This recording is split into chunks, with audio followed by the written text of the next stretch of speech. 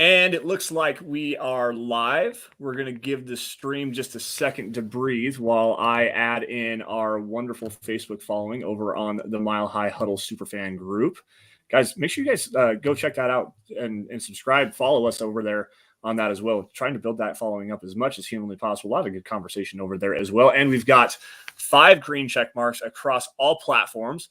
Mile High hello, everybody in Broncos country. Welcome into another episode of the Dove Valley Deep Divers podcast. I'm your host, Lance Sanderson, and joining me, as per usual, is my good friend and colleague. He is Mile High Huddle senior NFL draft analyst, the one and only Erick Trickel. Erick, man, tough game coming up this week. There's a lot of storylines to discuss about the Broncos and the Raiders coming up this week. Obviously, both teams coming in at 3-2. The Raiders look like they're in some turmoil, but the Broncos aren't necessarily faring much better, with a lot of criticisms going all around the media and around the NFL world in general regarding this coaching staff. So before we get into that, man, how you doing? I'm going.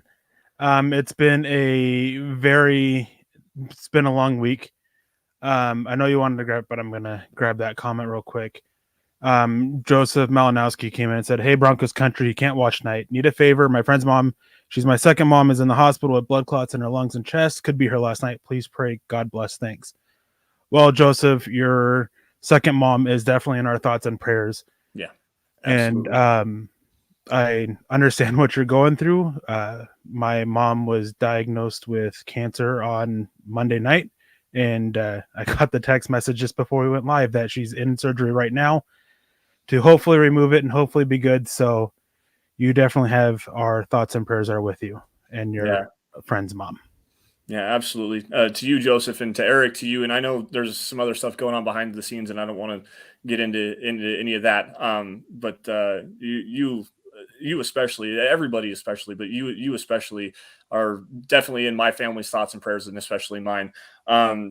Don't want to start off on a somber note, but Joseph, to you as well, thoughts and prayers to your friend's mom, your second mom, and to everybody that might be going through a difficult time right now. And we're here for a distraction for everybody. That's what we do here on the Dove Valley Deep Divers podcast. We bring you guys a lot of great football commentary, some interesting takes regarding the Denver Broncos, and hopefully get you away for, even if it is only just an hour, but get you away from what's going on in the real world, because there's obviously a lot more bigger things going on than just football. So for us to be able to, for you to come here and listen to us talk football and interact with us and everything, we definitely appreciate that. And hopefully we can offer you guys just a little break from the real world. And Erick, I know you need this as much as everybody else does. So again, thank you for joining us. But guys, we're going to break down some stuff regarding the Broncos and the Broncos coaching staff. But before we get into that really fast, got to do the matters of business and say hello to everybody in the chat here in just a second. But guys, make sure you guys are following us on Twitter by finding me at Sanderson MHH, for Erick at Erick Trickel. Shout out to Scott Kennedy behind the scenes running the 1s and 2s at Scout Kennedy as well. Also, guys, make sure you're following at Mile High Huddle for instant news and analysis on your Denver Broncos. You're going to get film breakdowns, opinion articles, literally any news that comes out regarding Denver Broncos. You're going to find it at Mile High Huddle. Chad, do you have the Chad sitting behind the scenes too? Shout out to Chad doing the Lord's work and keeping the site up and running, even though he's on vacation. At Chad N. Jensen, by the way, guys, on Twitter, you can find him. The Stars update, we're still kind of working on that, but this month, guys, we're trying to get another 250,000 stars from everybody on the Facebook side of things. We're going to be giving away a Pat Surtain jersey at the end of this month. I'm not sure who won the Von Miller jersey last month, but I can't remember the entire deal. It's been kind of a rough day. There we go. Now we've got here it is, a 37% complete, 93,000 stars, 250,000 stars total. We'll get you guys into that Pat Surtain jersey. What's the day? So we're about halfway through the month. So we still got some work to do, guys. Randy Jones leading the way up there, 11,500 stars. Mrs. Moody, Michael Ronquillo in the house as well. Shane Daniels. We've got Lawrence Rivera in there as well. That's your top 5. Josh Hoyle, number 6. Peter Middleton over in Cambodia. Travis Weber, Andrew Lampe, and Mike Reno round out your top 10. I'm not sure. Scott, do you have the Facebook or the YouTube supporters here? There we go. Michaela Parker, the Duchess of the Mile High Huddle community, in the very first place after a very generous donation late last night. Mark from Georgia in there as well. Christy, the queen of MHH, the ladies doing all the heavy lifting right now. Naj Altaf, pleasure to meet that guy. Seth Harmon, round out your top 5. That top 5 is also going to be put into the giveaway for the Pat Surtain jersey. Now, with that, guys, again, welcome into the Dove Valley Deep Divers podcast. Today, we're going to be talking about this coaching staff and what they need to do to cool the seats just a little bit, because pretty much everyone in Broncos country is up in arms with the way that this coaching staff has allowed this team to perform after starting off the season 3-0. Now, Eric, I'm going to let you take it away here really fast. We'll start off with Vic Fangio, the head coach, the guy running the show. What are the biggest things that he needs to do to cool his seat off just a little bit? It might not be like blazing hot, but it's definitely getting warm. Well, I mean, besides winning, that's the biggest and most obvious thing that any coach who's on the hot seat can do is win. Besides that, the team's just got to stop looking so unprepared for the matchups, especially against the more threatening opponents like the Baltimore Ravens and the Pittsburgh Steelers. They came out such slow starts, looking so unprepared, outmatched, outclassed, and that's got to stop. They got to start a little bit hotter on offense and on defense. He's got to make what adjustments that need to be made between games, especially with a short week coming up. Like it's not going to be easy for him, and he's a coach who seems to be stuck. Not so much like what's the right wording here? Not super stuck in his old ways, but still has a lot of the old ways that are just kind of stuck with him that he's just not kind of pulling away from. Some things he has, and we just got to continue to see that growth from him as a head coach. And at this point, you got to start wondering to yourself, is like, are we actually going to see it? He's still making similar mistakes that he made when his first year as a rookie head coach. And while his defense is doing a mostly solid job so far this season, they've had their inconsistencies that for being such a bright defensive mind coach that you just don't want to see, allowing such big plays to the Ravens multiple times, allowing the Steelers offense to run all over them when the only real threat was Najee Harris, and just do what basically manhandle that defense. Kyle Fuller getting picked on. Like you kind of gotta figure out ways to keep that from happening. Yeah, I'm going to elaborate on that just a little bit. Andrew Lampe jumping in and dropping some stars, saying good evening, Andrew, and thank you again for joining us tonight. Let's give a shout out to a bunch of other people in here. We've got Michael Ronquillo in the house on Facebook, Antonio Aragon, Pat Shermer has to go. We'll get to that conversation here in just a little bit. Biggie Bronco, what's up, my dude? J.R. Whitehead as well. Obviously, Peter Middleton in the house, shouting out all the stars. We got a bunch of them lining up here soon. So here we go. Why is Reed ahead of Cooper? I'm surprised that they've not been mixing that up with the lack of production on that side. Eric? Well, I mean, Reed's just ahead of Cooper. Cooper, there's still a lot that Cooper's got to grow on. He's not getting, I mean, when he goes on there, even from Reed, you can see a major step back in the performance of the defense on that side, the defensive front, when Cooper goes out there. He's just not up there yet. I mean, he had a great preseason, yeah, but he was beating up on guys who weren't starters, and it's really showed now that he's going against starters. He just isn't ready yet. Well, and a big part of that is the functional strength that he has right now is just not up to the NFL standard. He's not very good in the running game for the most part. He does a fairly decent job of getting off of blocks, and he's using his athleticism still, but he's got to grow into that bigger role. I mean, he had the heart palpitation issues that kind of sidelined him over the summer for a little bit. He's a 7th round draft pick. He had the talent to be in at least probably the top 4 rounds, but still, he's a rookie. You got to let this kid just take his lumps. He's getting a lot of playing time from everything that I've seen. I think he's getting like 20 snaps a game or something like that. Like he's actually on the field a lot more. It's just like Eric said, that drop off from Malik Reed to Jonathan Cooper is that great. And the drop off from Von Miller to Andre Mintz, who's been rotating in for him, is even worse. Like these young guys have to start to develop a little bit faster, but you can't really blame them. They're rookies in the NFL. Josh Hoyle jumping in here. Go Broncos. # Broncos country. We appreciate the stars there, buddy.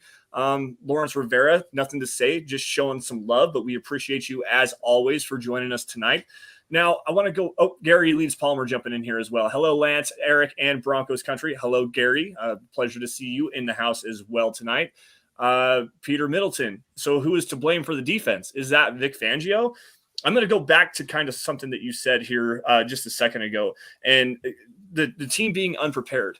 I'm not necessarily sure that I agree with that, but also I do. The way that I kind of elaborated it on Twitter the other day was that they're not unprepared. They're very well prepared, in bad game plans. Like, so they're doing what the coaches are asking them to do. It's just not the right game plan. Like going against the Baltimore Ravens a couple weeks ago, they literally set out to stop the run and said, Lamar Jackson, go ahead and beat us. And damn it, he did. He threw for 319 yards, had that big long touchdown pass to Marquise Hollywood Brown. Like they dared him to beat the Broncos, and he did. Like that's exactly what they wanted him to do, and he actually did it. You have to adjust on the fly on that. That's a bad game plan. You have to play that a little bit more straight up. Eric, do you agree with that, or am I a little bit off base there? Well, on the play you highlighted, like that's a little bit of not exactly being prepared. They weren't expecting that kind of thing from the Ravens. It's something that they do, just not frequent enough, and they were wanting to test Lamar Jackson. And then it also is an execution. I mean, I think it was Kareem Jackson who came out and admitted that he just didn't get enough depth on that because he wasn't expecting it. That falls on the coaches. That falls on not being prepared. And then when you look at the Steelers game, that even more so shows it wasn't a game plan issue. They game planned it just fine. It just came down to they weren't prepared for everything that the Steelers are going to throw at them, and then just failures by Kyle Fuller on 3 big plays by him, and then failures by multiple others, by the run defense not getting enough push. Well, why weren't they getting enough push? I mean, this was a Steelers offense that was banged up, or a Steelers offensive line that's banged up, and one that's been getting pushed around a lot. Like there was no reason for that, and that just falls down to that they entered the game unprepared. I don't know with the Steelers game in particular. I don't know if the players were like overlooking the Steelers for some reason or what, but there was definitely an issue of it that they just got them off to a slow start. Yeah, and something that you didn't really touch on there was the lack of energy. Like the Steelers crowd was fired up. The Steelers team was fired up. They came out and was ready to punch the Broncos in the mouth, and the Broncos came out flat and emotionless. I mean, Vic Fangio kind of elaborated on that, and Travis, we'll get to you here in just a second, buddy. Hold on for just a quick minute. But with Vic Fangio, he's like, yeah, they hit us on that deep touchdown, and now all of a sudden everybody else comes out flat, or at least it looks like everybody's unprepared. That is an issue. That is definitely an issue. This team does have kind of an unpreparedness thing. Like I said, I think it's more well prepared and bad game plans, but the lack of execution is the big thing. Kyle Fuller obviously is a guy getting targeted a lot. Kareem Jackson looks like he's lost a step. This Broncos pass rush is still just completely benign. Like they have no sense of urgency from this team as a whole, and that does go into a lack of preparedness. Scott, you want to grab Travis really fast? Real quick on that note, just a fun fact when talking about the Broncos pressure, and they're not getting enough for my taste, but for the Bears averages when under Vic Fangio, Denver's actually right there on pace with them through 5 games. Right. But the issue is that they got those in 16 games. This is a 17 game season, and they're barely just in line with them. Sacks, they're right on there with, like through 5 games, they're right there with it. But the total pressures are in a way more predictive of defensive success than sacks are. And Brandon Staley talked about that a little bit. And so we definitely got to see more for it, but it's not like they're a terrible unit. It's just, they don't have the consistency. And the issue is that they rely so much on that pressure that they can't hold up on the back end well enough if they don't get it to still be successful or capitalize off of bad throws. Right, and which is wild because the secondary is the highest paid secondary in the NFL, and everyone thought that was the best unit on this Broncos team, but I digress. Travis Weber jumping in here, dropping some stars. Good evening, Broncos country, Lance and Eric. I want us to win, but I have already made up my mind that Fangio isn't going to get us there. We need someone who is up to speed with the game today, and I know it won't happen midseason, but if we lose to the Raiders with the position they are in, Fangio and Shermer needs to be shown the door. It wouldn't surprise me to see Pat Shermer get his play calling stripped away from him after this game. Like, honestly, that would, if he can't develop a good game plan going against this weaker Raiders defense, and they've been playing pretty decent football, but they're not a good defense. Denver has some really good matchups that they can exploit here. But man, the Pat Shermer has to be able to figure out to get out of his own head a little bit. We'll get back to that here in just a second, but it's bad with Pat and Vic. I mean, there's still some issues with him as well. I mean, one of the biggest things that I've seen, we'll get into this. Actually, let me grab this from Lawrence. Can we pull together a second winning push? They can steal one from the Raiders, but I don't think that they're going to fare very well in Cleveland, Eric. Yeah, I don't think that they'll end up going into Cleveland. I think that with everything going into this Raiders game, I really wouldn't be surprised if they win it. Mike Shanahan's going into the Ring of Fame. There's going to be a lot of emotions for that. They're going to be a very intense team, especially with what Mike Shanahan was like 27-7 against the Raiders or something like that. I can't remember his actual, like, he just annihilated them with consistency. And it'll be a very rough day in Denver if they don't beat the Ravens on the day Mike Shanahan gets into it. I think they pull it out this time and then lose on the following week. Now, going on off of Travis Weber's comment real quick, I don't see any coach getting fired during the season. And the simple reason for that is if you're firing a head coach, then you're typically wanting to get a look at one of your coordinators to possibly take over the head coaching job in the interim. Same thing with firing coordinator. You're looking at one of your position coaches that wanting to possibly take over long-term and giving them the job on the interim. I don't see that being the case with Denver. I don't see them wanting to look at any of these staff for a promotion. So I think they'll stick with the staff throughout the season. And depending on the results, make some changes afterwards. But the one change I could see is Pat Shurmur losing play calling duties to Mike Shula. Specifically Mike Shula, no one else. Yeah, and I wouldn't necessarily hate that with what he was able to do with Cam Newton and guiding one of the most prolific offenses in the NFL and back in 2015. Travis Weber jumping in here. Prayers and positive thoughts sent to Eric and also to Joseph Malinowski, who came in early and said that his second mother is having some serious health issues. Again, prayers to both of you guys. Antonio Aragon with a $20 super chat. Have to pull out a win for Mike Shanahan. Score predictions? Check out the Mile High Huddle Roundtable. I predicted a blowout. That's just my personal thing. Do you guys plan on doing another meet and greet? I missed you guys and would like another opportunity. Not this year, but it does sound like we want to try to do that every year, at least one time. I know that there was rumblings a couple of years ago when the draft was going to be in Vegas that we were going to try to get everybody down to Vegas to go to the NFL draft. So keep your ear to the ground on that one. There might be some more announcements coming soon, but I cannot definitively say anything to that as of this particular moment. But thank you, Antonio, for your support. To get back to our conversation at hand, Eric, you talked about the lack of preparation and the team just looking, lost at times and stuff like that. The biggest thing to me is Vic Fangio has to stop trying to be the smartest man in the room. Like when he talks to them, go ahead. I don't think that's the issue with Vic Fangio. I think that's the issue with Pat Shurmur. Well, Pat Shurmur thinks he's a genius when really he's not. Right. Like, I have an article up that just absolutely rips him to shreds about that.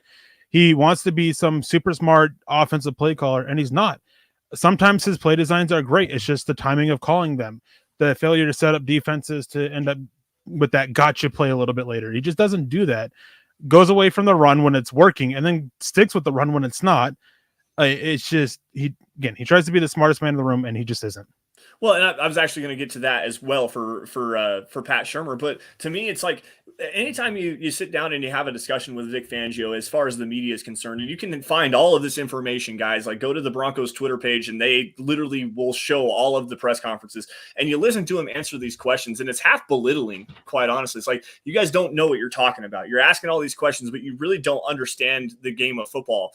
I really want to just like scream through my phone or my radio or wherever I'm listening to it and say, dude, the NFL is more accessible to the general population than it has ever been right now. You have Game Pass. Yeah, it costs $100 a year to be able to use it, but you can get all 22 coaches film. You can watch highlight videos for days if you want to. You can get advanced analytics and scouting grades and performance evaluations from literally anywhere. You come into the press conference and you're saying, we were in man against the Pittsburgh Steelers, or we were in zone against the Pittsburgh Steelers on that play where Von Miller was lined up against Chase Claypool. Run back to the all 22. They're in cover two man underneath in base. They were in zone. I disagree. I thought it was. They were in zone. Nope. They got pulled. Von Miller got pulled over because they were in zone. It didn't seem like that to me. It looks so weird. But the bigger point of that is, why are you in base personnel, two cornerbacks, two linebackers in a 4 wide receiver formation? Like the Steelers came out 4 wide. You're still in your base personnel. Why are you even letting that play happen? Call a timeout and get the right personnel on the field. Like that's okay. Game management issues. Well, no, it's not, because then if he calls a timeout and it still doesn't work, then he's just going to get blasted for calling the timeout there and wasting it. Like it was a lose-lose situation. They got caught with their pants down and they got burned for it. Yeah, so you've got to have enough awareness to be able to stop that situation from happening, and then tell the truth. Come back and be like, okay, so what happened? What if the media says, why did you call that timeout late in the third quarter against what? We had a bad matchup on the field, and we wanted to alleviate that, so we called a timeout to get us into the right formation, get the personnel the right way, and we went and attacked them again. Tell the truth. Don't try to just belittle the media and lie to everyone saying this is what it was. It doesn't necessarily appear that way, Vic. Go back to the game film and watch it. I think you're just taking his comments a little bit out of context and everything like that. Reading his response and stuff, I don't get the sense that he's like trying to belittle the media or anything like that. And while he's not being 100% honest, find me a coach who is. Like, there isn't. Well, and that's and fair. I mean, as I said, he was stuck in that situation with Von Miller on Claypool.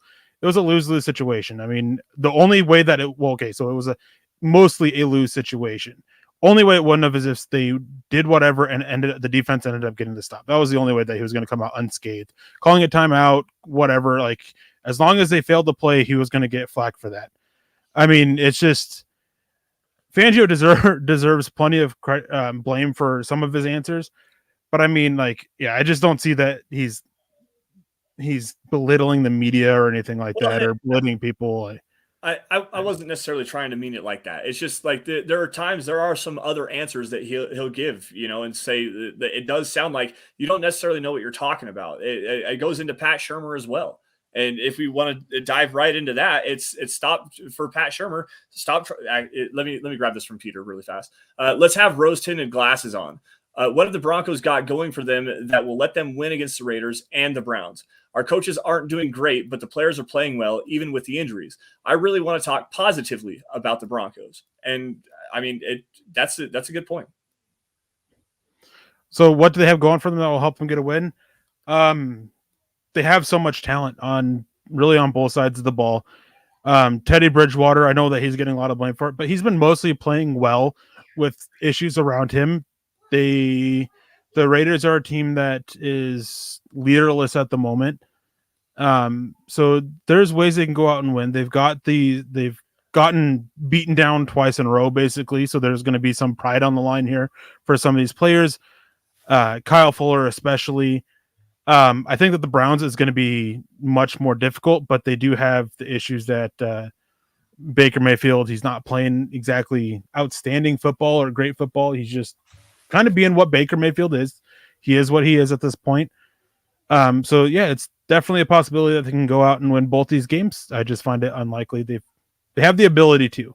And here's the thing, for as much crap as we give the coaches, is they both of them, Pat Shurmur and Vic Fangio, have had some really great moments this season. Pat Shurmur has had some amazing play calls and play designs. Mm-hmm. It's just not with consistency yet. So maybe he taps into that a little bit more consistency. Maybe he taps into tries to stop being the smartest man in the room and trying to make a point with the running game like he did over the last 2 weeks. Mm-hmm. Things like that. Like, so there's a possibility of it, but it's just going to have to take some growth from the coaches a little bit.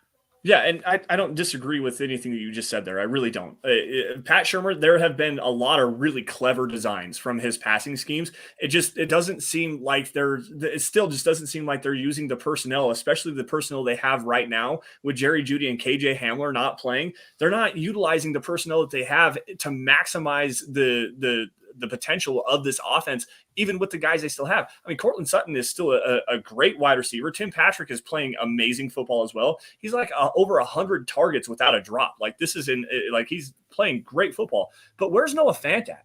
Like, why are they not get open? Okay, so go ahead on that. Against the Steelers, like, he should have been able to get open a lot more. He looks like he's just not 100% out there. He was dealing with that lower leg injury. I don't know if it's bother him or not. He just is struggling to get separation. And in the NFL, separation is really the name of the game, and that's where Noah Fant's strong suit is. He's not a guy who's going to make contested catches. That's never been his game going back to Iowa. Right. He's not being used. He's not being targeted because he's not getting open enough. And we all know Teddy Bridgewater, his strengths and weaknesses. He's not going to try to force it to to Noah Fant. And so it's leading them from going away from him. This is a issue with Pat Shurmur, though. He's got to try to do some play designs to try to help get Noah Fant open, and we haven't seen those yet. Right. But I mean, Noah Fant here is like, he is not living up to the first round pick that he was used to be. No, he is quickly fading.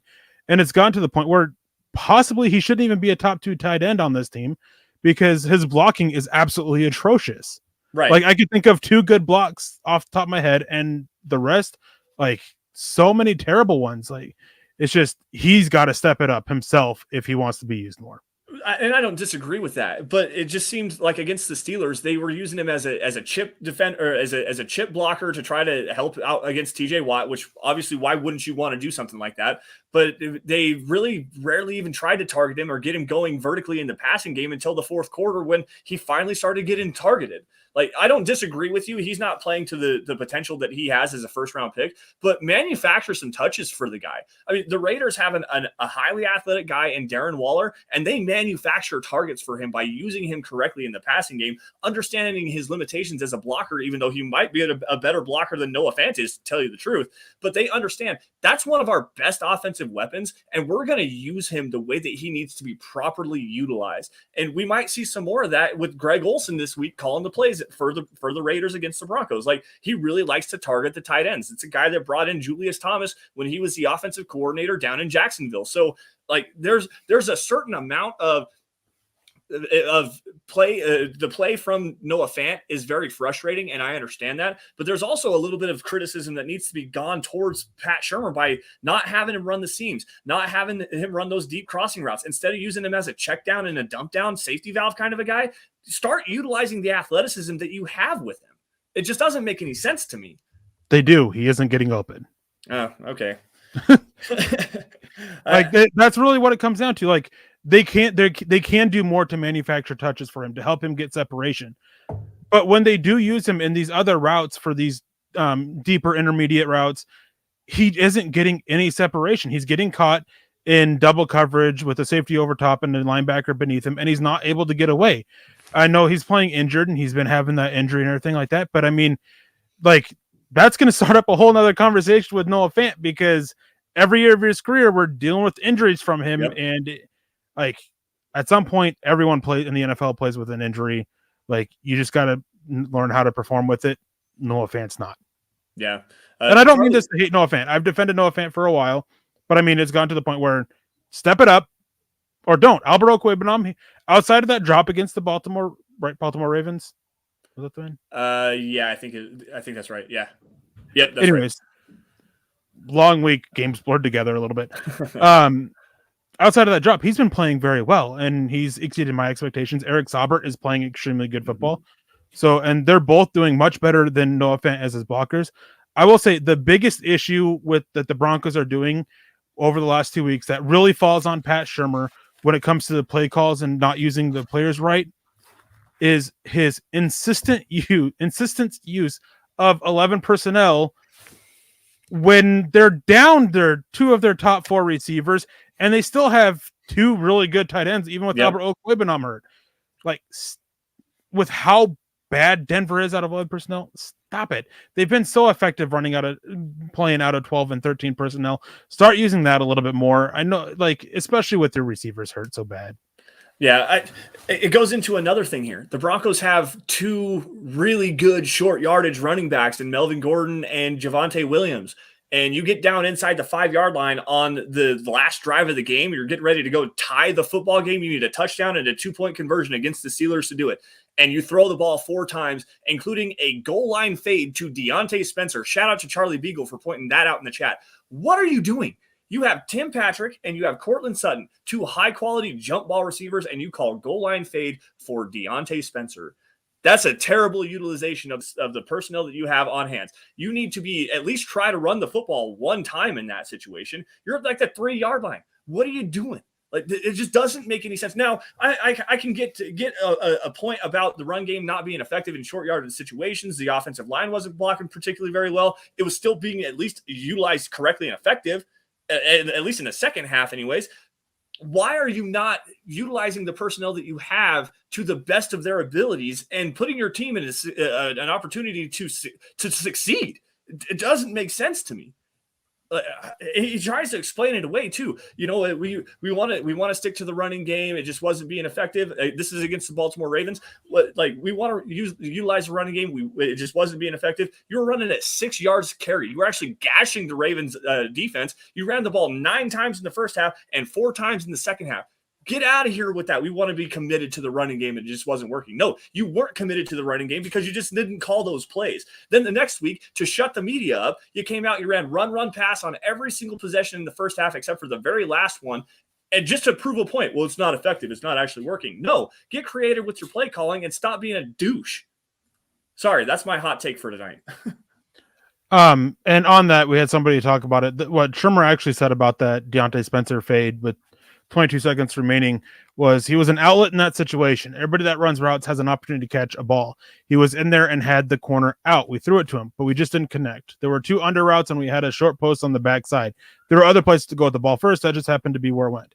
So it sounds like that wasn't the actual intention of where to go with the ball. That just happened to be where Teddy was.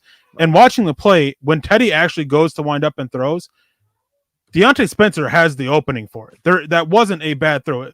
It failed, but like you got to watch the play here a little bit and realize like, when Teddy goes to make that throw, it wasn't a bad throw. The defender just closed, and I still don't like the decision. I don't like the play call there with using Spencer in that way exactly.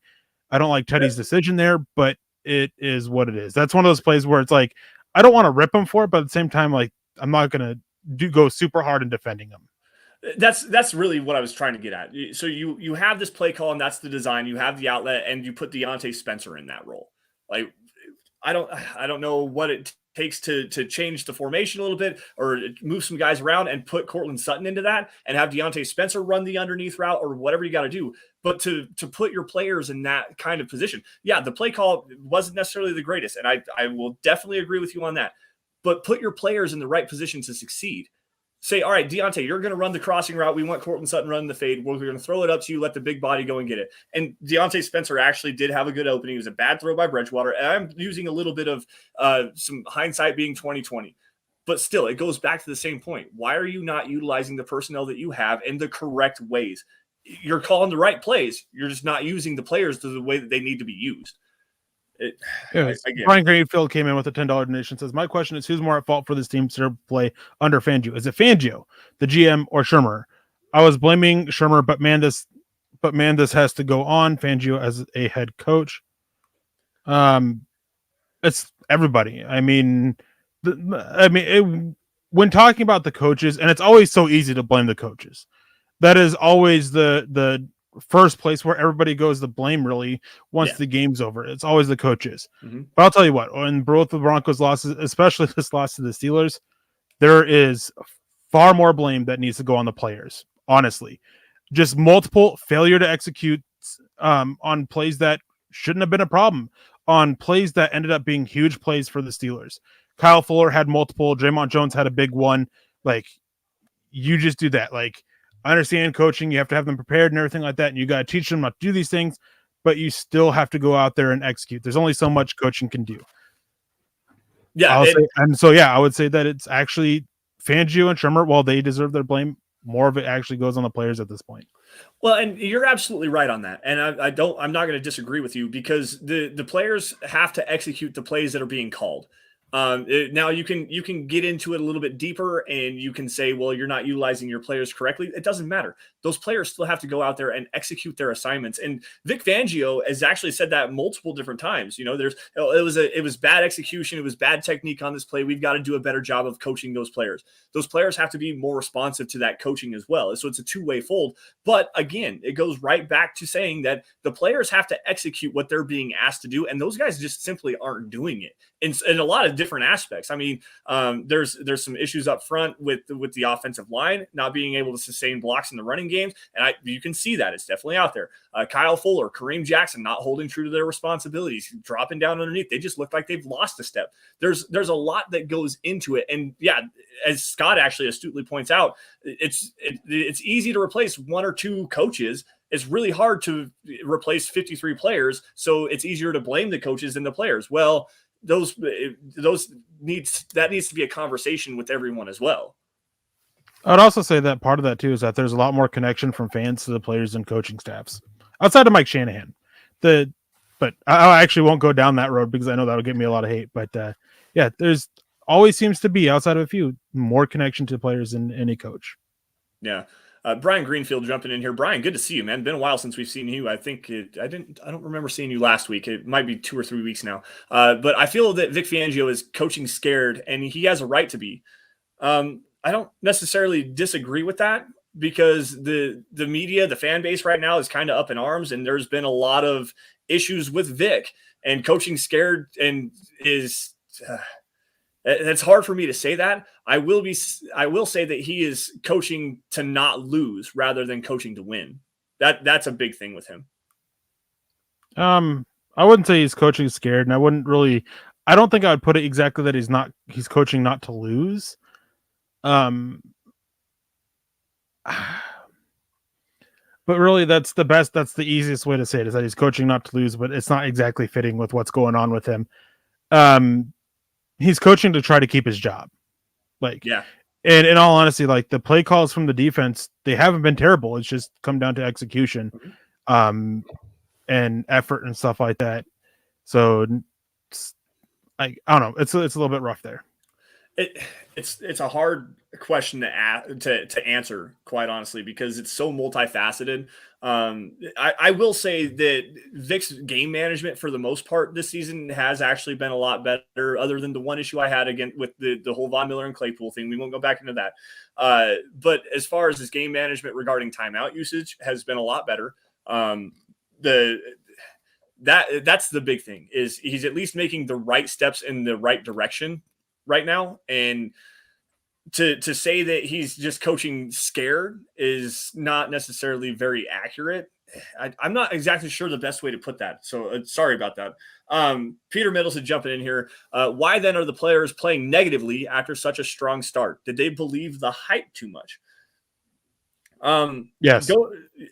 I think that there's a lot of that. I do think there is a lot of that, especially after coming out 3-0. You dominated the teams that you needed to dominate, but then you fell flat on your face, especially against the Ravens offensively, specifically. And there's some coaching aspect to that as well. But a big thing is you listen to some of the players, and when they're talking, post game, they're doing their interviews and stuff like that, even through the week. I mean, there's a lot of guys, especially specifically to that Ravens game, that really questioned that game plan, especially defensively, to instead of play them more straight up, to sell out everything against the run, play some team first football and everything. They didn't necessarily like that. So is there maybe time for discussion about the coaches losing the locker room a little bit, or is that too hyperbolic?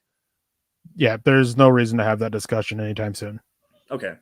Michael Ronquillo jumping in here. Great show tonight on Dove Valley Deep Divers. Go Broncos, and go Michael. Thank you for your support, buddy. We appreciate that. So let's flip the script just a little bit. Let's go to the defensive side of the football. Ed Donatel, for what he is really a glorified game planner. Vic Fangio calls the defense, but as far as the game plans are concerned, and this goes back into what I was kind of just saying, stick to what you know, stick to what you do best, and maybe dial it up a little bit. Dial up what you do best and make it work the right way. Eric, you're probably going to defeat me on this one, but where are the real true twists and stunts from the front four? Like, why are we not getting some more consistent pressure? Is it just from guys not winning their one-on-one battles? Is it a bad scheme design? Are they not just trying to dial up enough pressure using some manufactured pressure, blitzes, and some twist and stunt schemes? Well, there was a lot there. To your question, there's doing stunts and twists often. They still do it at probably, I can't remember exactly. I know it's one of the highest rates in the NFL still. Okay. When they blitz, it's very effective. They blitz not super frequently, but not infrequently either. They're about middle of the pack, I believe. I'd have to double check on that. Comes down to is they're not winning one-on-ones. Shelby Harris is struggling to get pressure. Mm-hmm. Malik Reed is getting basically owned outside of the Jets game. That allows them to do enough to slow down Von Miller and Draymond Jones. Like until Malik Reed and Shelby Harris start winning one-on-one more often, like, it's going to be an issue to be consistent with it. Yeah. So going to the backside into the secondary and stuff like that, I've actually been pretty impressed with the way that Donatello's kind of scheming some stuff up, and Vic Fangio is doing a pretty decent job. It's just a lot of the player execution side of things. They're still running that quarters match stuff, but they're running some 2-man. They're running a lot of man stuff as well. They're mixing up this coverage scheme, which makes it even more difficult to defend against. Eric, do you have anything else to kind of elaborate on that? Sorry, what was your question? The way that they're scheming up the secondary just a little bit. They're using some players a little bit differently. They're running some more complex coverages. Obviously the quarters match stuff, but they're using a lot of cover 6. They're using some 2-man looks. They're using even some cover 3 stuff where they'll rotate a safety down into the box, specifically Kareem Jackson, and get him closer to the line of scrimmage and stuff. And it's all pre or post snap rotations and stuff like that. Am I wrong in that, or is this secondary running a lot more combination stuff? They're running a pretty good mix up of stuff. I actually have a tweet that I got to go find that will actually talk about specifically that question. So give me a second. Here we go. All right. So the Broncos, they are a little bit towards the top of it for cover 2, but they're also running a lot of man 1. Those are their 2 main coverages. Cover 3 and cover 4 are right there with it, along with some man 2. They're at the bottom of Tampa 2 and towards the bottom. Well, in terms of rate, they're up there with man 0, but it's a lot of cover 2 and a lot of man 1. Sorry, I totally lost my train of thought there. I just saw a comment from Peter Middleton. He says there's few coaches that I would definitely keep though. I wanted to kind of break down into that. Eric, go ahead. But I think what an issue with the secondary is that they playing off so much. I mean, we've had some issues with corners not doing what they were actually told to do. We saw that with in the season opener with Patrick Surtain. We've seen that a couple times with Kyle Fuller. He's not trusting his technique, which when you actually watch him, I know Vic Fangio said that when you actually watch Kyle Fuller, when I went back and watched him against the Steelers, that was a very true statement. He just wasn't playing with sound technique and wasn't the technician that he's really grown to be in the NFL over the years. So it was a bunch of issues there and everything. So it's a good mixture. Now, real quick, I want to touch on this comment here, and it's from Zabulon Omega Kevin Lind, and he says, how great is it we let Brandon Staley go a couple years back? Here's the thing with this is when, it was a situation that wasn't beneficial for Denver. If Denver kept him, they would get a lot of flack for keep holding him back. They let him go take the Rams defensive coordinator position, and a year later he was a head coach. It sucks that they did that, but I mean, they were letting a guy go take the promotion. I know a lot of Bronco fans, when Denver tries to go get a coach from another team and they don't allow it, fans are mad. I mean, let the coaches go have their promotion. It'll bite you in the butt sometimes. Sometimes it works out. But I mean, and this is one where it just really bites Denver in the butt because he ended up in the same division. And he turned out to be a fantastic coach on top of it. The way that he's speaking to the media, the way that he's handling his game preparation, the players absolutely love him. They go to battle for him. They play hard. They look very well prepared. Like that Chargers team is going to be scary with Brandon Staley. And some of the astute points that he had about the running game, the physicality that it brings and stuff like that, how you don't need to have an effective running game to have an effective play action game. Like there's a lot of things. And quite honestly, from a defensive coach, he could teach Pat Shurmur a lot of different things because the way that we're seeing Pat Shurmur coordinate his game plans and stuff like that and call plays on the fly, it's Brandon Staley might be able to teach this guy a thing or two. Brian Greenfield jumping in here with the $10 super chat. Is it just me, or are the last 2 weeks Sutton's effort has had me disappointed? I know stat-wise he had a game last week in the second half, but in the first half he was piss poor and very disappointed. Thoughts on that, Eric? I mean, it's just been slow starts for the offense, and it's definitely starting to drag on him. Against the Ravens, I think there were some issues with the injury and everything like that, and some of the passes that were thrown his way the second half. But I'm not sure if I'm ready to question his effort just yet, but I can definitely understand why people are going that way. Another comment here that I wanted to touch real quick was George Noonan says, good teams don't need to adjust. Most teams adjust. Good teams, bad teams, doesn't matter. It's a game of football. It's a game of chess. You're always adjusting what you're doing. You try to stick to what you do best, but you adjust it a little bit to still continue to work. And that's a big thing, especially offensively with this team. And it's not just Pat Shurmur. It goes back to Rich Scangarello. It goes back even further than that. This team really doesn't have an identity. They don't. They don't say, all right, well, on, this, for an example here, on 3rd and 3, with the John Elway and Terrell Davis back in the 90s, on 3rd and 3, you knew it was going to be 19 handoff, cut it back, and we're going to gain 4 yards, 5 yards. You knew that was what was going to happen. Every now and again, you built a play action game, you bootleg, you booted out of that, took a shot down the field. But for the most part, this team had an identity back then. Right now, what exactly is this team's identity? Because it seems to change all the time. The one thing that you can't say, well, and that doesn't help anything. But there's also the play calling aspect of it. The one identity I think that you can come away from it is that Pat Shurmur likes to go into 11 personnel where then he gets very predictable. Like you see it every single game. They're playing well in 12 and 13 personnel. I don't understand why they don't have some 2-back sets and stuff like that out there, but they'll get to an offense rolling and they'll start to get a good drive. And then Pat Shurmur says, we're going 3 wide and we're going to throw it 3 times and then we're going to punt. Like that's the offensive identity of this team. I know that's probably I'm hot takey today. I've been tired. Pat Shurmur feels pressure when he shouldn't, and it dictates his play calls. Yes, that is what will forever keep him as a not so good offensive coordinator. Yeah, you're absolutely right on that, because he doesn't stick to what's actually working for him. The 12 personnel running Melvin Gordon between the tackles, get Javonte Williams on the outside, let him one cut and go. Where's that at? Like Javonte Williams has 2 long runs this season running off tackle, especially against the Steelers. 49-yard run. He barely got tackled at the 2-yard line. Like, where's that more often? That's something that works for this team. Why don't you use it and utilize that more often? It's again, just mind blowing to me. I want to go back to Brian's. Go ahead, Eric. Sorry. Real quick. I talked about it earlier with the Broncos blitzing to generate pressure and everything like that. They actually are the team that blitzes the 4th most time. Wow. Okay. The issue is that they're 13th in their ability to get pressures, and they are. Sorry, I lost where I was at now. And yeah, they're not winning one-on-ones. They're blitzing a lot to try to generate pressure, and it's just not working out so well. Gotcha. Okay. Well, sorry for being wrong once again. That's my bag on this. I'm used to it. I want to jump back to Brian's question really fast. The one about Cortland Sutton over the last couple of weeks. Sorry, we grabbed that really fast. To Sutton's effort, I don't necessarily believe that. I think that Cortland Sutton is one of the guys that puts in a lot of effort. I think that's the way that he leads this team, is by going out there and letting this play, do the talking for him. He's also very good in the locker room as far as a vocal leader as well.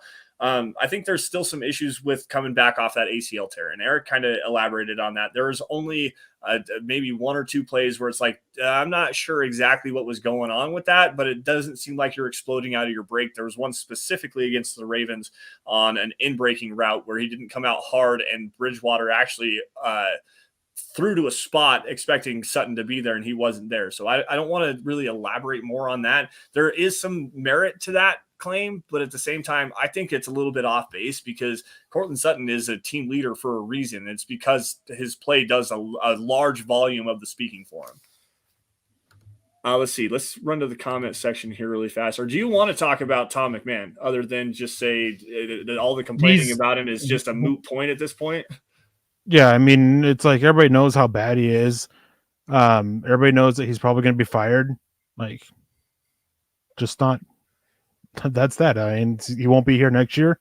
Probably maybe multiple other coaches won't be. Like, nobody talking about it. And Jody Moncrief comes in and says, "So was I right on Bowles? He's been trash this year." Bowles has not been trash. Like, was he as great as last year? No, but he's still better than he was his first few years of his career, and he's still an above-average offensive tackle in here. So. Yeah, a couple holding calls. I disagreed with the one against the Ravens. I thought it was a little bit ticky-tack. The one he had against the Steelers, though, that was a straight-up chokeslam. That was deserved of being a hold. He's actually been pretty solid, and for the most part, outside of the penalties, he's been relatively unnoticed because he's been that good. And when you're an offensive lineman or a cornerback and you don't get talked about, that's because you're doing a damn good job. And, yeah, so I digress on that point. Brandon Harden jumping in here with a $5 super chat. Bama Broncos, this John Elway staff, Peyton will pick his staff next year. Maybe. Eric? Yeah. All depends on the outcome of the season. If they make the playoffs, this coaching staff's not getting fired. I don't disagree with that. I don't disagree with that. I really don't. The one thing that it's hard because you don't know how everything's going to play out. Obviously, we're not mind readers. We can't see into the future. If the Broncos fall apart and continue on this collapse that they have right now, lose to the Raiders, lose to the Browns, and potentially even lose to the Washington football team before they go into the bye, you can definitely see some heat being generated, a lot more than what is already being generated, but I don't think anyone's going anywhere. McMahon and Shermer are the guys that are probably most likely to go. But if this team makes the playoffs, which they definitely still have an opportunity to do so, they need to win 9 games out of their remaining 11, which is kind of a tall task, but at the same time, definitely doable with the schedule that they have. I think that a lot of it goes down to the performance of the team in general as a whole. Where's the cohesiveness at? How does the preparation look? How is the offense performing is a big thing because the defense has been playing actually pretty decent football for the most part. So if everything goes, there's going to be a scapegoat. I think towards the end of the season is probably going to be Pat Shermer, but there's a good chance Vic Fangio gets his last year of his contract. They bring in a new quarterback and a new offensive coaching staff and run it back next season, especially if they make the playoffs. Only if they make the playoffs. Only if they make the playoffs, Eric says. Only if they make the playoffs. If they miss, George Payton will pick his own staff. That wouldn't surprise me either. That would not surprise me either. So, Eric, let's get into this just a little bit because Benjamin Albright the other day had an interesting tweet. He also said it on Broncos Country Tonight the night before, and it was not that they're actually looking to replace Vic Fangio right now, but he gave a short list of some names to watch more than this is going to be the final list, but it's a short list of names to start watching, including Jonathan Gannon, the defensive coordinator in Philadelphia, Scott Turner, and I forget where he's at. But then you have names like Jason Garrett, Darrell Bevel, and Dan Quinn, who's the defensive coordinator in Dallas right now. That's not necessarily a very inspiring list of candidates for this Broncos team. But, Eric, there's a reason behind that list being named, at least for right now. Can you elaborate on that just a little bit? They all have connections to George Payton, either from Minnesota or from his time in Miami. And that list isn't as terrible as many on Twitter over the last few days have made it out to be. It's actually a pretty solid list. Other than Jason Garrett. Jason Garrett's the one that I don't necessarily want any part of. Darrell Bevel is actually very intriguing. We were talking with Carl Dumler in our group chat about him the other day. And there's some more speculation, and I won't get into that right now. But Darrell Bevel is actually a pretty decent coach, a pretty decent offensive coordinator for the most part. And Dan Quinn, as far as a leader, is a very good leader. His defensive scheme is starting to adapt a little bit more to today's NFL. He's doing a really good job of getting his guys prepared, and they come to play well, other than Trayvon Diggs, who seemingly has 6 interceptions, but also is on pace to allow the most total yards in coverage ever. It's a weird dichotomy on that one. But for the most part, that list really isn't that bad. Jonathan Gannon is one that I'm really intrigued with too. Yeah, if you want the next Brandon Staley, there you go. Yeah. No other way. I mean, I have a list out on it as well. It's 5 for each position. It's on Mile Huddle. You guys can go check it out. Most of the people, I don't think anybody on that Ben named is actually on mine. I talk about, Brian Dabble. I talk about Kellen Moore, I believe. For a head coach, it's 5 guys. Only one of them is a defensive guy. Since I know that so many fans here are wanting to go offensive minded. But multiple guys for special teams, breaks them down a little bit, guys for the offensive coordinator and defensive coordinator position. So make sure you guys check that out. Want a little bit from some other options there. But yeah, I mean, that list that Ben tweeted out, it's not that bad. John Gannon, he's a pretty good one. Dan Quinn, as you said, his cover 3 was a flash in the pan. I mean, it was the defense for 5, 6, 7 years. Yep. And now it's starting to fade away, and he's completely adapted, and his defense is actually doing fairly well. Leslie Frazier is probably one of my favorite. I know a lot of people want to sit there and give all the Bills defensive credit to Sean McDermott, which he gets some of it, but I mean, Leslie Frazier's the defensive play caller there. He does most of the game planning for them. Sean McDermott, from every conversation I've had, is that he is very hands off and delegates very well. And hopefully that is something that Leslie Frazier picked up, because his last time as a head coach, he didn't. Yeah. And I know that a lot of people are going to be mad about retreads, but what is it, like 8 of the last 10 Super Bowl winning coaches have been retreads? So, well, it goes even further back than that. I think it's like 17 out of the last 20 or something like that. Like it goes even so. Andrew Mason actually had the tweet about it, and then Benjamin Albright piggybacked off of that and kind of elaborated on it. But it's 8 out of the last 10, I think. And if you remove the Belichick dynasty there, it's like, or no, I can't remember exactly how it was. Go check that out at Andrew Mason. But James Grossman jumping in here, and he said earlier today, I saw this earlier, that he loves the show and he's very happy to catch it live, and we're very happy that you're here and happy to shout you out, buddy. He says, my impression is we, the fan base, are just miffed about having what would seem to be a good roster, so the coaching must be the problem. So based on the first 5 games, which section of the team's roster would you say was overhyped during the offseason? I'm feeling like it's the secondary. I kind of tend to agree on that one. I definitely tend to agree on that one. The one thing that it just grinds my gears is the offense seems to not, and I go back to the offense. That's the specialty of my football is definitely offensive football for the most part. But the offense is underperforming through play calling, through execution. Injuries definitely take a part in that as well, but really the pass catchers, and it goes to, it's a synergistic effect. Teddy Bridgewater has seemingly been played very well, from at least my opinion. He hasn't been, lighting up the stat sheet by any stretch of the imagination, but just the with the pass catching options that this team has, with a quarterback that's playing pretty decently, you would expect to see this offense take off in some way, and they're just not. And I don't understand why. I really don't. I don't. Sorry for that. I understand a lot of it, but at the same time, I don't. Like it doesn't make sense. Is the biggest thing. It doesn't make sense that why this team can't get something going offensively, and that does seem to go back to the coaching side of things. Quite honestly, in my opinion. Brian Bell jumping in here with the $5 super chat. I think the Broncos should go no huddle on offense and play more man coverage on defense. What's your take, Eric? I agree with going more no huddle on offense. I don't agree going man, because they're much worse in man than zone. Yeah. Like, from an efficiency standpoint anyways. And to be fair, they are mostly man right now, running it a much higher percentage of the time. What did you say? So 2-man was the one, or was it cover 2? Cover 2 is the cover 2. They use cover 2 and man 1, I think, about evenly.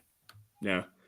Let's run back to the comment section and see if I can't find something like that. DBA jumping in here. Is Munchak an overrated offensive line guru, or is the personnel just too bad for him to make anything out of it? The personnel's too bad for him to make anything out of it.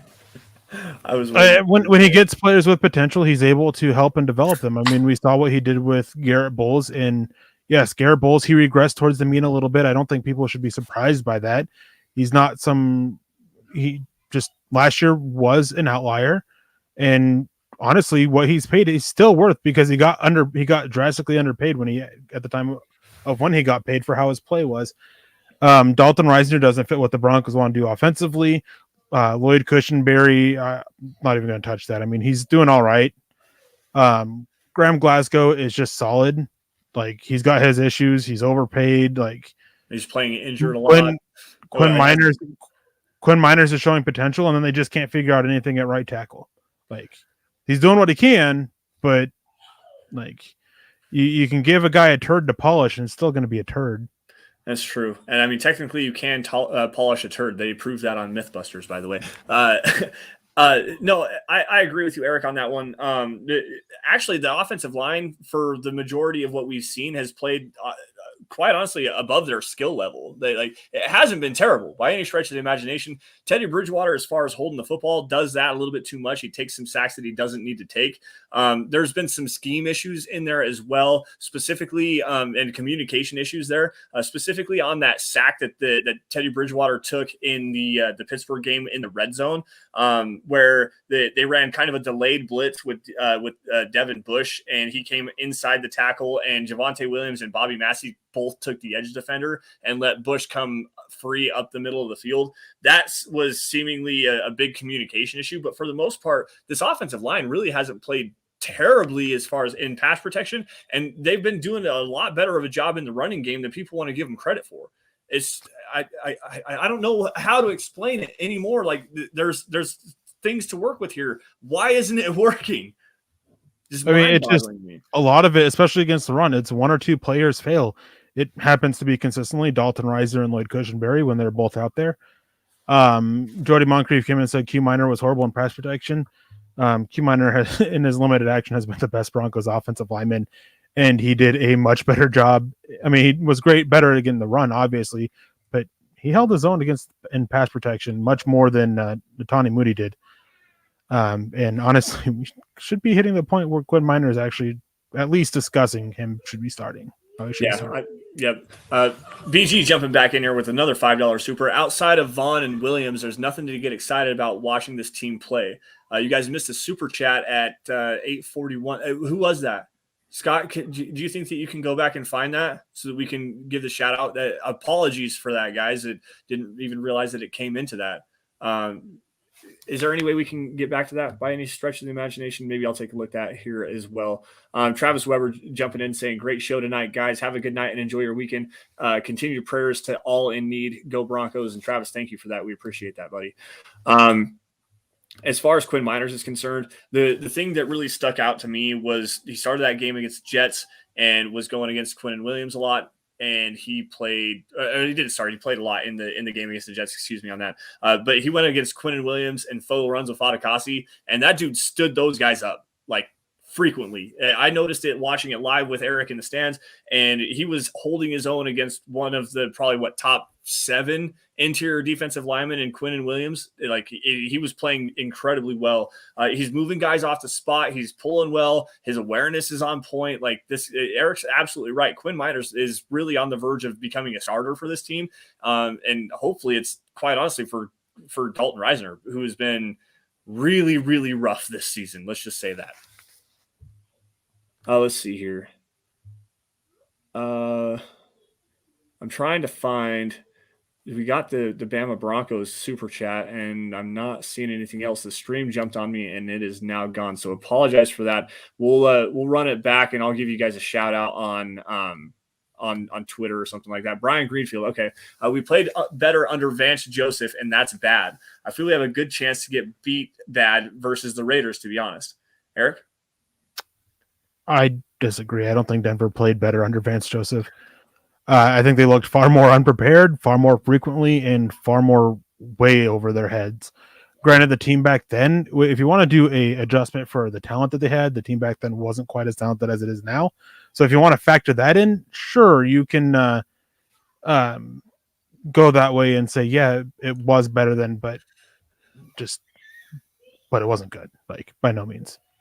No, what Vance is doing with the personnel that he has down there in Arizona right now is actually quite incredible. That defense is playing pretty well from what I understand. Budda Baker looks to be great. Chandler Jones is just off the charts. That guy had 5 sacks in a game in week 1. So, but he's dialing up some interesting concepts defensively. He's like adapting very well with his game plans. They're allowing a lot of yards. I will say that they do allow a lot of yards. But quite honestly, they make key plays in key situations, and if you're going to be that kind of a defense where where you're allowing big plays and allowing points to be scored, getting yourself off of the field when you have to, that's what you need to have. And that goes into coaching, that goes into execution of the play calls that are being designed. And quite honestly, Vance Joseph is doing a good job of getting his guys prepared defensively right now. So they can't blame on the guy. Just want to grab this, as that's because Joseph ran more man. No, he didn't. Wasn't it more? It was like 2-man and cover 3, wasn't it? It was zone heavy. He ran different variations of zone coverage over like 70% of the time, 60% of the time, something like that. No, gotcha. Let's take another run at the chat. We're at an hour now, guys, so I think we're gonna get out of here unless there's something. I got to grab my favorite person in the chat, Jody Moncrief, because we love to go back and forth about the offensive line. Q Miners and Moody are good run blocking, but pass protection needs help. Quinn Miners has the second highest pass blocking efficiency among offensive linemen this year. He's done a fantastic job as a pass blocker. And he's done very well as a run defender. Are there a couple plays? Of course there are. I mean, there always are going to be some bad plays. There was one against the Baltimore Ravens where Calais Campbell just came like a shot out of a cannon and just shoved Miners over. I mean, it's going to be an issue, but yeah, Miners has done extremely well for the Broncos when he's been out there. I think a big part of it is the good flashes are just silent flashes. Like you don't necessarily notice him. You got to really slow it down, pay attention, and watch him. But the bad flashes are bad. The thing is that you don't notice offensive linemen's play 90% of the time unless it's bad. Right. And that's what it is. I mean, because then it ends up leading to a blown up run play or a sack or something like that. So it's just so much easier to notice that you have to actually be actively watching the offensive line to really notice how well a player is playing. And like I said, slow it down, take another good look, check the hand placement and stuff like that. And Miners has actually been playing pretty well in that aspect. There's not a lot of mistakes, but the mistakes that he does make are very, very noticeable. And like Eric said, that one play against Calais Campbell, there was another play against the Jets. I think it was Folo Fatukasi who blew him up and pushed him back a couple of yards and ended up I think that was a tackle for loss. There's been some other issues with him as well, but he's a rookie. But in the flashes that he has in the positive light are very, very good. Like he's playing good football, and for a rookie to come in, step in, offer a little bit of an impact, even as a rotational offensive lineman and coming in as a backup, you can't hate the guy. You really can't. He's playing pretty damn good football. Anyways, I think it's time we get out of here. Okay, we're 6 minutes 6 in, or an hour 6 in. So. Okay, sounds good. With that, guys, we're going to shut her down with the Dove Valley Deep Divers podcast tonight.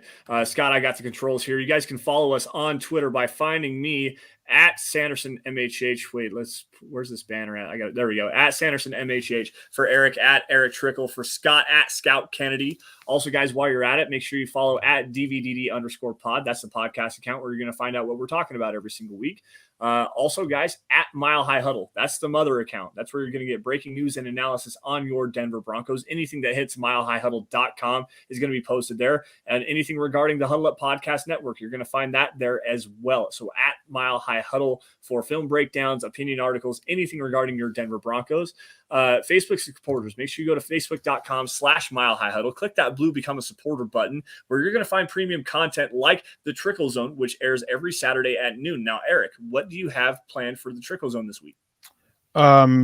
Actually not sure. I got to get with Chad being on vacation and what's going on in my personal life. We're not sure what's going on. I'm not sure what's going on with the Trickel Zone at the moment. And for personal reasons, it might actually being temporarily canceled. Not sure yet. I gotta talk to Chad and figure out.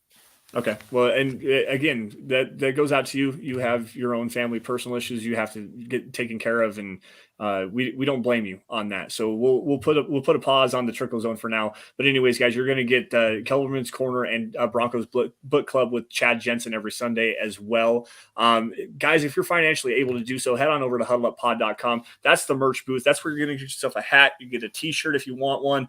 There's a face mask, a coffee cup. There's actually another coffee cup for the Broncos for breakfast with Scott Kennedy and Nick Kendall. Check that out. I need to get one of those, by the way. There's a face mask, a onesie for your baby if that suits your fancy. Anything for the guys, for the gals, anything to suit your fancy. That's where you're going to get it at huddleuppod.com. And guys, if you're not financially able to do so, not be a super chat or become a supporter on Facebook, or just getting merch is not necessarily your bag. Everybody should be subscribed to Mile High Huddle on every platform, YouTube, Facebook, Twitter, Twitch. Subscribe. If you guys like the content, make sure you like every single video, like every single article, like all the tweets and everything like that. And if you love it, share it. Get in front of as many Broncos fans as possible, because that is the most organic way you can help the Dove Valley Deep Divers podcast and also Mile High Huddle in general expand and grow, because without your guys' support, we could not do what we do best, which is cover your Denver Broncos. Now, with that, Eric, I'm going to take one more quick scan through the comment section. But before we leave, any last words, buddy? Yeah, just remember that football's football. I mean, we're all fans of it. We all love it. But remember that family should always come first. Yeah, absolutely, man. We're gonna get out of here with that. Sorry to the rest of the chat. I definitely feel what's going on here. You all stay safe and take care. Have a great rest of your weekend, and we'll talk to you guys next week, same time, same place. And as always, go Broncos.